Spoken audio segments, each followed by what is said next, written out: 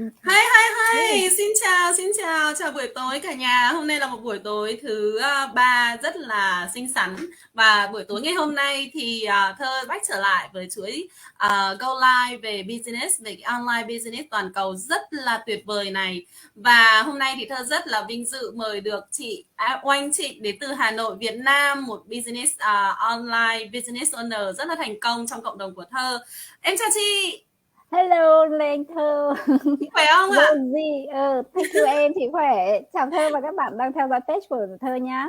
Dạ, em chào chị, em cảm ơn chị. Em rất là cảm ơn chị vì ngày hôm nay đã nhận lời lên trang page của em cùng em chia sẻ với mọi người về cái online business này. Em nghĩ là cái buổi chia sẻ ngày hôm nay của chúng ta cũng sẽ giúp cho các cái audience của em, những người đang quan tâm đến cái online business này được rất là nhiều thông tin. Và các bạn ơi, nếu như các bạn đang thật sự là theo dõi Thơ và chị Oanh Go Live ở trong cái buổi ngày hôm nay thì các bạn hãy gửi lời chào đến Thơ và chị Anh để tiếp chị Oanh để tiếp thêm cái động lực cho Thơ và chị Oanh cùng làm cái buổi talk show này trở nên sinh động, thú vị và nhiều thông tin hơn nữa nha. Xin cảm ơn các bạn rất là nhiều. Chị ơi, thế thì trước hết thì có lẽ là em sẽ xin phép hỏi chị một chút về cái thông tin gọi là một chút giới thiệu thông tin về bản thân chị được không ạ? Yeah, sure. Mình là Oanh Trịnh, mọi người đọc cái tên Oanh hình như cứ hay líu cả lưỡi nên là mọi người có thể gọi mình là Anna. Từ nãy giờ Vâng, thấy em chào chị Anna, đúng thế đấy. thấy Thơ níu lưỡi đến mấy lần rồi đấy. Đấy, em líu lưỡi mấy lần đấy, cậu Oanh với Oanh. Yeah.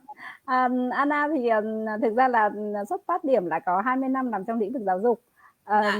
Mình làm cho tổ chức phi chính phủ về tư vấn giáo dục, promote cho giáo dục của Mỹ. Và thực sự là suốt cả đời cũng chỉ nghĩ là mình sẽ đi làm thuê như vậy, vì là công việc cũng mình cũng rất là happy với cả công việc, mọi thứ đều rất ổn, vị trí tốt, thu nhập tốt, công việc vui, đồng nghiệp rất là đáng yêu. Nghe có vẻ perfect quá chị.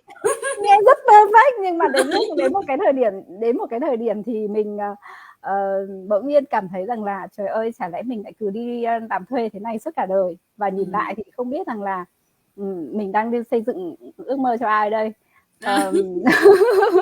Chính xác, câu đấy hay này chị. Thế và mình bảo, tức là thực ra là cuộc sống mình nghĩ rằng là nó hoàn hảo, nhưng mà thực ra nhìn lại thì lại thấy có rất là nhiều những cái mà mình rất là thiếu, mà mình cứ cố nghĩ rằng là nó là hoàn hảo. Ví dụ như là mình sẽ phải stick ở cơ quan từ sáng tới chiều, nhiều khi là tới tối luôn. Dạ. Sẽ không thể nào làm được cái gì trong cái khoảng thời gian đó, rồi ngoài ra là nghỉ phép hay là bất cứ có một cái công việc gì mình đều phải xin phép, có nghĩa là thực ra cái cuộc sống của mình lại phụ thuộc vào người khác chứ không phải là của mình nữa. Đúng rồi. Và khi mà con cái bắt đầu lớn lên thì mình mới thấy rằng là cái thời gian dành cho con là vô cùng đáng quý, bởi vì mình phải dành thời gian cho con. Bọn trẻ con nó lớn lên nhanh quá, bố mẹ mình thì già đi, lại cần rất nhiều thời gian chăm sóc, thế là mình mới bảo trời, có cái gì đó không ổn ở đây rồi. Và lúc đấy là lúc mình phải nhìn lại cái cuộc sống và cái công việc của mình. Yeah. Đúng rồi, em rất là thích cái câu nói của chị là mình đang đi xây dựng ước mơ cho ai đây. Đúng không ạ? Chính xác, tất cả chúng ta em nghĩ là chúng ta đều cần phải đặt lại cho mình một cái dấu chấm hỏi, bởi vì nhất là trong cái thời kỳ mà uh, cái thế giới nó biến đổi nó rất là nhanh như thế này, đúng không chị? Chỉ ngày hôm trước ngày hôm sau thôi, thế giới nó đã xoay vần rất là khác rồi. Chỉ mới trước đây khi mà chúng ta ở cái khoảng tầm chục năm trước đây, internet nó vẫn được gọi là phổ biến, thế nhưng mà nó chưa thực sự là bùng nổ về cái gọi là kinh doanh qua mạng. Nhưng đến bây giờ thì kinh doanh ở trên online lại trở nên vô cùng là tất yếu, nó gần như là không thể tránh khỏi đó. Đúng. Và mỗi một chúng ta, cái điều đấy nó tạo cho chúng ta các cái cơ hội để chúng ta có thể trở thành một cái nhà kinh doanh độc lập ở trên internet mà không nhất thiết phải đi xây dựng ước mơ cho ai hết. Chúng ta hoàn toàn có thể xây dựng ước mơ cho chính bản thân của chúng ta. Đó, thì em thấy là em rất là tâm đắc với câu nói đấy của chị, bởi vì bản thân em cũng như chị là chúng ta cũng làm thuê, đúng không ạ? Cũng đã từng làm thuê, và đương nhiên lúc đó thì chúng ta chưa nghĩ gì đến cái việc là bây giờ mình phải làm một cái gì đấy riêng. Nhưng mà chị có đồng ý với em là đến khi mà mình nhìn lại vào gia đình mình, vào con cái mình, mình thấy là nếu mà mình cứ tiếp tục như thế thì mình không thể dành nhiều thời gian cho con cái cũng như là cho gia đình mình, đúng không chị? Và đấy là cái rất là lớn để khiến cho em, mà em nghĩ cũng giống như chị là sẽ cần phải gọi là bước ra khỏi cái vòng thoải mái của mình để mở rộng cho mình, tìm kiếm cho mình và làm một cái gì đấy nó có tính độc lập hơn, có tính flexible hơn, linh hoạt hơn, mà ở Chính đấy mình xác. có thể là chính bản thân mình hơn, đúng không ạ? Đúng, chính xác là như thế. Em thấy là ở đây là chị Oanh là đã từng làm cho cái đã và đang làm cho tổ chức phi chính phủ về giáo dục như vậy được gần 20 năm rồi, nó rất là ổn định rồi, và bây giờ chị lại, tức là chị lại song chị làm thêm một cái mảng này nữa là một cái mảng online kinh doanh, lại là kinh doanh online, mà chị biết là mặc dù là kinh doanh online nó là tất yếu rồi, thế nhưng mà không phải ai, cái góc nhìn của ai nhìn vào kinh doanh online cũng sẽ là thấy cơ hội hay là thấy nó tiềm năng, mà thay vì thế người ta lại thấy có rất nhiều các cái business scam, đúng không chị? Thế thì cái góc nhìn của chị, thứ nhất là góc nhìn của chị như thế nào, cái thứ hai là lúc mà chị bắt đầu thì cái góc nhìn của anh nhà chị như thế nào đối với cái business này? Anh ấy có bảo là ôi dồi ôi scam đấy rồi kia không chị? Thật sự là chị chỉ đi tìm kiếm một cái gì đấy cho riêng mình cũng không nghĩ là thực ra là chỉ cần nhút nhát, mình không nghĩ là mình start được một cái gì để riêng mình, mà lại về business nó có vẻ như là một cái gì đấy nó rất là khác với background của mình trước đến nay, là mình chỉ làm về education thôi. Một cái cho riêng có thể là một cái gì rất là khó khăn, tuy nhiên là cái xu hướng làm việc online hoàn hơn, cái đấy là cái mà chị luôn lo lắng trong lòng, rằng chị phải move cái công việc của chị online nhiều hơn, ít nhất là nhiều hơn, bởi vì là chị có làm việc online mới cho phép mình tự do về thời gian và chủ động về thời gian. Chứ còn nếu mà cứ phụ thuộc vào không gian và thời gian như các mô hình kinh doanh truyền thống thì thực sự là không bao giờ có được tự do đấy mà mình mong muốn. Thế nên là cái đấy là cái mà mình vẫn rất là mong mỏi đến giờ. Khi mà mình thấy có một cái cơ hội như vậy thì bập vào. Nói thật là chị không dám nói với cả chồng luôn. Tại vì là chị nghĩ rằng là chị cũng đã phải tìm hiểu rất nhiều trước khi bước chân vào. Thực ra là cũng không phải quá lâu, nhưng mà mình đọc và mình tìm kiếm các cái nguồn thông tin khác nhau, và mình cảm thấy rằng là nó phù hợp với mình, là mình catch lại cái cơ hội đó thôi, chứ không có ngần ngừ gì nhiều. Nhưng mà cái mà chị không nói đấy là lý do là chị sợ có người cản. Cản ấy thì anh ấy thì lại có cái mindset về business, và anh ấy lại biết là chị không có mindset về business. Nếu mà chị start một cái gì đó thì anh ấy có thể sẽ rất là lo lắng cho bản thân chị. Thì có thể là anh ấy sẽ cản. Còn chị lại muốn là chị muốn được chủ động và tự quyết định cái công việc của mình và cái cuộc sống của mình, nên là không có hỏi ý kiến gì ai, làm là làm thôi. Bước chân vào và không có ngần ngừ gì hết. Wow, chị rất là độc lập đấy. Em rất là thích cái cá tính của chị cũng rất là giống em ở cái điểm là rất là, em phải nói là em rất giống chị ở cái điểm là cũng rất là độc lập trong suy nghĩ và cũng rất là quyết đoán trong công việc. Tức là khi mình cảm thấy rằng cái này là của mình, cái này nó là dành cho mình thì mình làm thôi, chứ không vì là người này người khác đánh giá nó thế này thế kia mà mình làm hay không làm. Mà cái quan trọng nhất ở đây là em nghĩ rằng mình phải sử dụng cái góc nhìn, cái mắt nhìn trực giác của mình để mình đánh giá trên một cái cơ hội kinh doanh. Bởi vì rõ ràng chị em mình đều là những người mà cũng đã bôn ba học thức bao nhiêu năm, học bao nhiêu lâu rồi, thì cũng làm việc trong lĩnh vực giáo dục rất là lâu, đúng không ạ? Nên là mình có thể tự tin được rằng là mình có đủ kỹ năng để mình tìm kiếm các cái nguồn thông tin, mình có đủ kỹ năng để mình tìm kiếm các cái nguồn thông tin, các cái nguồn kiến thức, cũng như là mình có đủ cái kỹ năng để tương tác với những cái đối tượng mà gọi là mà đang làm cái business này, để mình đánh giá được cái cơ hội kinh doanh này là như thế nào, đúng không chị? Đó. Thực ra là chị thấy là scam ở trong xã hội, cả ở Việt Nam lẫn ở nước ngoài, công nhận là bây giờ quá nhiều, tức là bây giờ nó quá loạn thông tin. Thế nhưng mà chị cũng đồng ý với Thơm, mọi người thì cứ bảo rằng là phụ nữ hay cảm tính. Thế nhưng mà chị lại nghĩ là cái cảm tính và cái trực giác của phụ nữ ấy, thì lại là rất là nhạy. Đúng, và rất là chính xác, mà nhiều người khi nhìn lại phải giật mình luôn. Và chị hoàn toàn đồng ý với Thơ, rõ ràng là mình có học, mình có kiến thức và mình có kinh nghiệm, bây giờ kinh nghiệm đi làm rồi va chạm rất là nhiều các cái đối tượng khác nhau. Tại sao mình lại không tin chính bản thân vào Đúng, cái đánh giá của bản thân mình? chính xác. Mà nhiều khi lại cứ ngồi đấy và nghe người nọ người khác đánh giá hoặc là phán xét. Người ta đâu có tìm hiểu, và cái công việc đấy đâu phải của người ta, mà cái đấy là của Đúng, mình cơ mà, tại sao mình đúng. lại không tự quyết định, đúng không? Yes. Nên là chị nghĩ rằng là chị tự cho mình một cái cơ hội, rằng là chị tin đấy là cái cơ hội của mình, và chị tự cho mình cái quyền được chớp được cái cơ hội đó. Và chị thực sự rằng là đến thời điểm này không có một cái phút nào mình cảm thấy ân hận về cái quyết định đấy của mình cả. Bởi vì là càng làm càng vui đúng không chị? Càng làm càng thấy rằng là nó quá hay, nó quá tuyệt Đúng. vời, nó quá hoàn hảo. Và cái mà mình nghĩ rằng là trước tiên nó đã là cái hoàn hảo rồi ấy, thì thực ra mình mới thấy rằng là cái đấy còn xa với cả cái mà mình đang có rất là nhiều. Và Chính thậm xác. chí là chị nghĩ là còn có thể có những cái mà mình còn chưa khám phá hết ra về cái hay của nó. Đúng. Bởi vì là cái này nó tích hợp được rất nhiều các cái ưu việt của công nghệ, của thời đại, và cái tính nhân văn của nó lại rất cao nữa. Chính xác. Chính Yeah. xác, em hoàn toàn đồng ý với chị.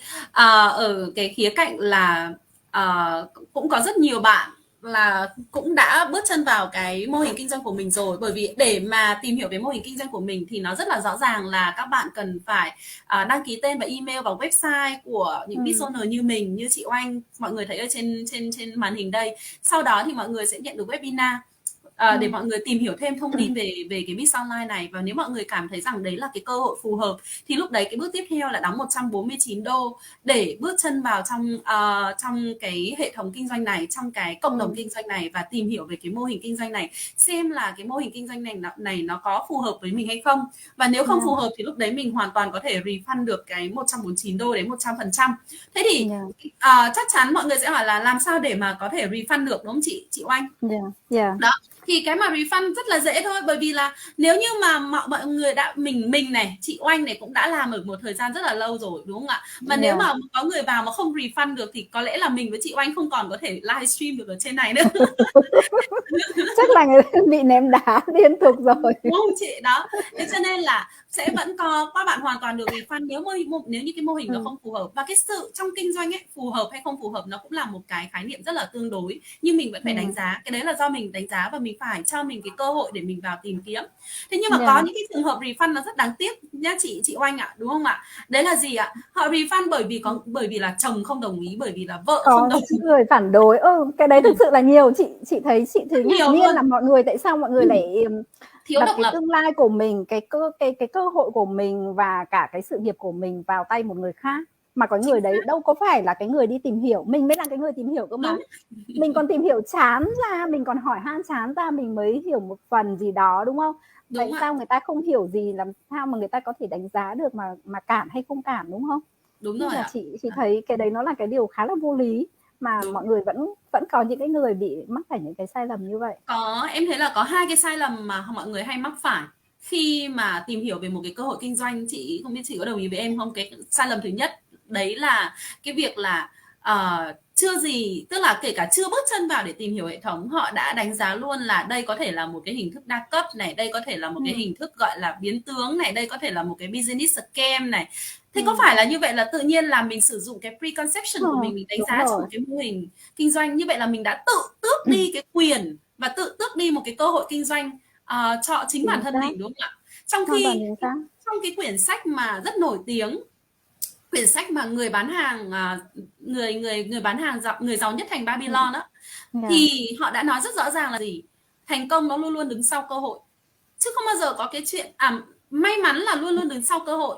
Vậy thì những cái người may mắn ấy không phải là bởi vì người ta tự nhiên may mắn từ trên trời rơi xuống, đúng không chị? Mà là bởi vì là họ biết nắm cơ hội, biết chớp cơ hội, biết chớp cái cơ hội. Vậy thì nếu như chúng ta để người khác, chúng ta thứ nhất là chúng ta tự sử dụng cái định kiến cá nhân của chúng ta để nhìn vào một cơ hội, là như vậy là chúng ta đã tự tước đi cái quyền của chúng ta, tự tước đi cơ hội của chúng ta. Đấy là cái yếu tố thứ nhất. Cái yếu tố thứ hai là khi chúng ta tìm hiểu nhưng mà chúng ta lại để những cái tiếng nói bên ngoài, tức là những người ta không hề biết gì về hệ thống, không hề biết gì về cái mô hình kinh doanh này, người ta bảo mình là scam đấy rồi thế này thế kia, thế là mình không có cái góc nhìn của mình, rồi thì người ta cản mình, thế là bắt đầu là mình cũng stop và mình dừng lại cái cơ hội kinh doanh. Cho nên đôi khi nó lại không còn là phải là phù hợp hay không phù hợp nữa, mà nó chỉ là dám hay là không dám thôi. Đó, đúng không ạ? Mình có độc lập Chính hay xác. không trong cái quyết định của mình thôi. Đúng rồi. Đó. Mọi người dùng cái định kiến của mình để phán xét một việc, chứng tỏ là mọi người đã tự buộc mình vào một cái phạm vi rất là nhỏ rồi. Đúng. Và không chịu mở mình ra để đón nhận cái mới và học và tìm hiểu những cái mới. Cái đấy là cái sai lầm quá lớn. Cái đấy không phải là chỉ trong công việc đâu, mà mọi lĩnh vực của cuộc sống luôn. Đúng. Cái định kiến quá lớn ở trong đầu sẽ làm cho mình có thể, một là mắc sai lầm, hai là mình sẽ không hề có được những cái cơ hội mới đến với mình nữa. Và cái chuyện mà để cái người khác quyết định cái cuộc sống của mình là một cái quá sai lầm nữa. Sai lầm nhất trong cuộc sống, đúng không chị? em cũng phải nói được rằng là em phải nói là không có ai có thể chịu trách nhiệm cho cuộc đời mình ngoài chính bản thân mình. Kể cả là bố mẹ mình là một, chồng mình là hai, đúng không ạ? Con mình cũng vậy. Cho dù là những người thân thiết nhất với mình thì cũng không có ai có thể là đảm bảo được cái thành công cho mình, cũng không có ai có thể là chịu trách nhiệm được cho thành công của mình. Cho nên cái người duy nhất có thể chịu trách nhiệm và đảm bảo được thành công cho mình, đấy chính là bản thân mình thôi. Vậy thì mình phải hiểu được bản thân mình, mà mình hiểu được là mình muốn gì, đúng không ạ? Đó. Dạ. Nhưng mà cái muốn gì cũng là một cái khó đấy nhá Thơ. Em đồng ý với chị, cái muốn gì là một cái khó, bởi vì để mà muốn ấy thì ai cũng muốn, đúng không ạ? Ví dụ ai cũng muốn là hạnh phúc này, ai cũng muốn là được một cuộc sống ấm no này, sung túc này, rồi thì được đi đây đi đó này. Đấy. Vậy thì làm thế nào để biết được mình muốn gì chị Oanh? Theo chị? Chị thì thấy rằng là ai cũng muốn như thế, nhưng mà lại mọi người cũng đều muốn một cái rằng là không ra khỏi cái vòng an toàn của mình. Mọi người muốn an toàn, mọi người ai cũng muốn an toàn nữa. Thế thì cái đấy thực sự nó lại là cái mâu thuẫn rất lớn luôn. Thực ra cái đấy lại là cái mâu thuẫn rất lớn. Muốn được có nhiều tiền, muốn có nhiều thời gian, muốn được công việc linh hoạt, muốn làm chủ cái công việc và cuộc sống của mình, nhiều thứ quá, một cái môi trường làm việc tốt. Thế nhưng mà cuối cùng lại không muốn có một cái sự thay đổi gì cả. Vậy thì cái đấy nó là cái điều quá là vô lý luôn. Không bao giờ có một cái sự gì như thế nó xảy ra nếu mà bạn không có sự thay đổi gì thì đừng có mong cái kết quả gì thay đổi cả. Em hoàn toàn đồng ý với chị. Cho nên là thực ra ấy, để biết mình muốn gì và để biết mình là ai, nó là một câu hỏi mà mình đi tìm cả một cái cuộc đời. Ở mỗi một chặng đường mình sẽ có một cái tư duy khác nhau, và ở mỗi một cái chặng đường đó thì mình lại đi tìm kiếm một cái con người mới của mình. Bởi vì về cơ bản chúng ta có thể có một cái sứ mệnh rất là lớn lao, nhưng ở mỗi một chặng đường chúng ta phải chia cái sứ mệnh đấy ra thành các khúc khác nhau, và chúng ta phải tìm kiếm cái con người mình ở trên những cái chặng đường, ở trên cái thực hiện cái sứ mệnh đó. Vậy thì để mà biết được mình là ai trên mỗi một chặng đường thực hiện một cái sứ mệnh đó, thì mình buộc lòng phải take action, mình buộc lòng mình phải hành động, mình phải dám bước ra khỏi, gọi là dám bước ra khỏi vùng thoải mái, dám think out of the box, nghĩ khác đi, làm khác đi. Còn nếu mà cứ muốn là một kết quả mới nhưng mà nghĩ như cũ, làm còn hơn cũ, thì chắc chắn là chúng ta sẽ không bao giờ chúng ta có được một cái kết quả mới. Quan điểm của em là gì? Cứ miễn rằng là cái mà mình đang tìm hiểu đó nó không vi phạm đạo đức và pháp luật, nó có giá trị về mặt nhân văn, đúng không ạ? Và nó làm cho mình vui vẻ, thì việc của mình bây giờ là bước ra khỏi cái vùng thoải mái của mình và làm bất cứ cái gì có thể, đương nhiên với điều kiện đúng đạo đức và pháp luật, đúng không ạ? Bất cứ cái gì có thể trong năng lực của mình để mình có thể là tìm kiếm được cái con người tiếp theo của mình là gì. Bởi vì mình không bao giờ biết được con người của mình trong tương lai nó sẽ phát triển đến đâu, hay là nó sẽ tụt lùi đến đâu. Nhưng có một điều chắc chắn rằng nếu như mình không có take action, mình không có hành động, không có nghĩ khác đi, không có bước ra khỏi thoải mái, thì ngày nay của năm sau, con người mình không hề tiến bộ lên tí nào, mà có thể tụt lùi đi rất nhiều. Bởi vì mình không phát triển, nhưng xã hội thì nó phát triển rất là nhanh. Thực ra là nếu mà mình không thay đổi và mình không tiến lên ấy, thì thực ra đấy là một cái sự thụt lùi. Bởi vì rõ ràng rằng là cái xã hội này, cái cuộc sống này không bao giờ dừng lại cả. Mọi thứ liên tục thay đổi. Nếu mà mình không làm mới mình không thay đổi á, thì là mình thụt lùi rồi. Đúng thụt lùi rõ thôi. Mà thực sự là khi mà cái cuộc sống hiện đại ấy, với cái công nghệ nó phát triển ấy, thì mới thấy rằng là cái cuộc sống nó phát triển quá nhanh. Nếu mình không bước kịp cùng với cái nhịp tối thiểu là bước kịp cùng với cái nhịp phát triển đó của xã hội và cuộc sống nhé, thì là mình đã bị một cái bước thụt lùi rất lớn rồi.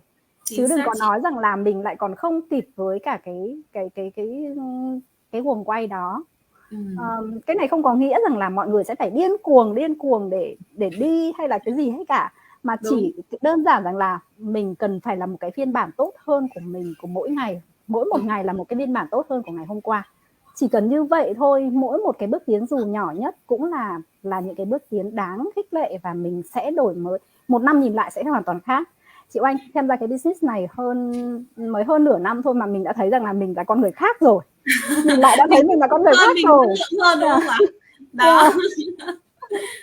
Ở đây em đang thấy có là em Maria Hạnh Nguyễn, anh Quang Hưng, chị Thủy Hoàng, chị Hồng Lê đang vào cùng với cả chị em mình đây chị ơi. Em cảm ơn mọi người nha. Thế thì chúng ta sẽ quay lại với cái biz đi. Thì cái biz ở đây nó giúp như thế nào theo chị, thì cái biz online của mình nó giúp như thế nào cho những cái người mà mới bắt đầu biz và làm biz một thời gian, thay đổi bản thân, phát triển tốt hơn, nhờ những cái công cụ gì ở trong biz ạ, mà theo chị nhìn thấy được? Chia sẻ cái từ chính bản thân mình nhé, là thứ nhất là chị hoàn toàn không có cái background gì về business. Cái thứ hai là mình cũng thuộc loại là gọi là chỉ mọi thứ về công nghệ chỉ dừng ở cái mức gọi là văn phòng thôi.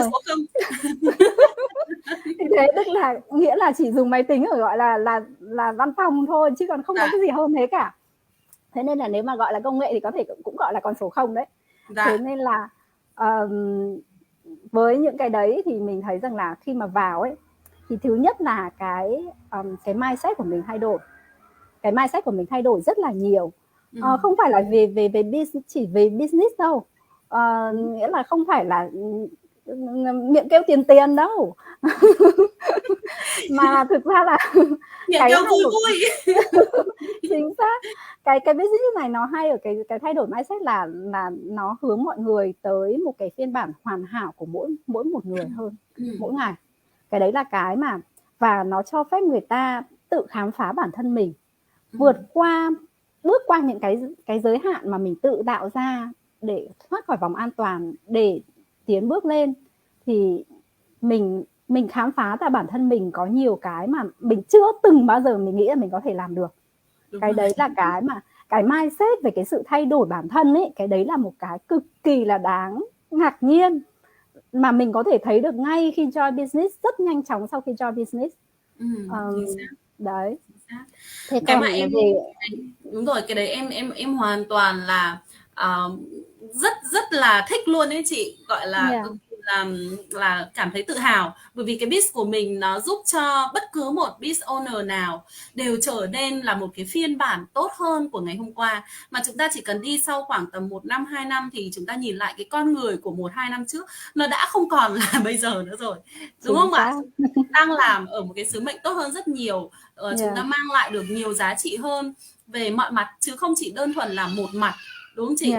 Không chỉ là về tài chính mà nó còn là về gia đình và về sức khỏe vân vân. Bởi vì khi mà cái tâm hồn của chúng ta tươi trẻ này, khi mà tâm trí của chúng ta lạc quan này, chúng ta làm việc không phải bị stress này, thì lúc đó là chúng ta có được một cái cơ thể tốt, đúng không ạ? Một cái sức khỏe tốt, và cũng như là một cái tâm trí rất là tốt. Và một cái nữa mà lúc nãy em thấy chị nói ấy, là chị nói là gì? Cái đầu tiên chị nói đến đấy là cái mindset.